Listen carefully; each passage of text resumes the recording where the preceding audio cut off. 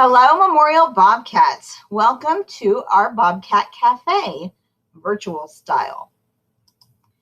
Today, we are going to talk about how you can know if your children are understanding what they're reading. And we're going to give you a couple of activities that you can use to support your child at home with their reading. The first one is our retelling activity called the 5-finger retell. And that's because all the materials you really need are your 5 fingers, although paper and pencil would definitely help. After reading, students are going to use their fingers to retell the story with your support. You can give them sticky notes if you would like, or a piece of paper where they could trace their hand, or you could do it orally. That's up to you, whichever way you'd like to do it. But each of the 5 fingers is going to stand for one of these on the screen. We have character, setting, problem, events, and ending. So all 5 fingers are going to be a part of the retell. As they're reading, they might want to make notes if you trace their hand or on sticky notes of who the characters are, what the setting is, what's the main problem of the story, what are the events that happen that lead up to the problem? And then what is the ending of that story?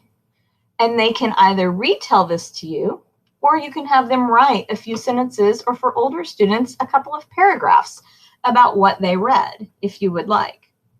That's one really easy way to judge if your student is understanding what they've read by having them retell it to you. The second activity is what we are calling stop, think, and paraphrase. This one also doesn't really require any equipment but the book that you're reading. As you're reading with your child, or as your child is reading, at some point in time, after one page or a couple of pages, stop their reading and cover up the text, or have them cover up the text with their hand. It's easy. They can just cover it with their hand like this so they can't see it. And then ask them to think about what they've heard so far and to retell what's going on in the story in their own words. With younger kids, absolutely use the pictures. Don't cover the pictures at first. Let them use those pictures. As they get better at this, then you can start with covering the text and the pictures.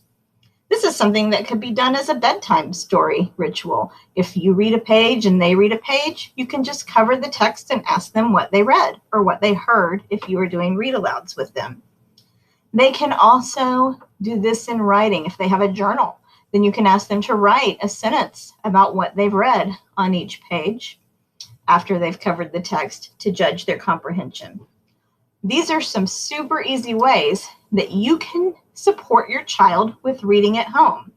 Please comment below or email any of us if you have any questions. And thanks so much for watching our virtual Bobcat Cafe.